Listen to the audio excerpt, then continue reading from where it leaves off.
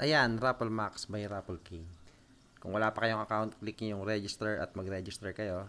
Ngayon, kung may account na kayo, pwede na kayong dumirekta sign in. So, click natin yung sign in, tapos login natin yung account natin. And then, pagkapasok nyo dyan, yun yung makikita nyo. Meron dyan upcoming draw dates, recent draw winners. Yan, dyan yung makikita yung mga nanalo dati. Tapos, yung mga paparating na draw.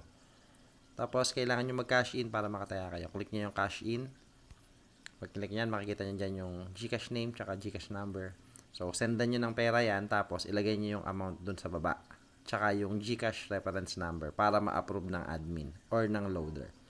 So, lalagay nyo yung amount. For example, mga 50 pesos. Ano ba? 50 pesos sinend mo. Tapos, lagay mo yung reference number dyan. So, yung hinulaan ko lang yan kasi hindi, testing lang naman yan. Pero kailangan totoo yung reference number para ma-approve. Click nyo yung cash in now, tapos lalabas dyan, submitted successfully. And then, after 5 to 10 minutes, lalabas yan dun sa peso sign sa taas, sa upper left. Tapos yun yung gagamitin nyo para makabili sa mga paid raffles natin. And then, para tumaya, click nyo yung menu, tapos active raffle list. Click nyo yung gusto nyo tayaan na raffle. Tapos, ayan, pag click nyo yung arrow na yun, makikita nyo yung slot number. So, slot 50 yan. Tapos, meron naman dyang search function para mahanap mo yung number na gusto mo. Ano ba, gusto mo yung i-search yung ano ba, 60. Ayan. Pag sinearch mo yan dyan, or 40, pag sinearch mo dyan, lalabas yung slot 40. So, click mo lang yung paid purchase, get this number. So, since wala kang load, insufficient funds yung lalabas. Pero kung may load ka, makukuha mo na yung number na yun.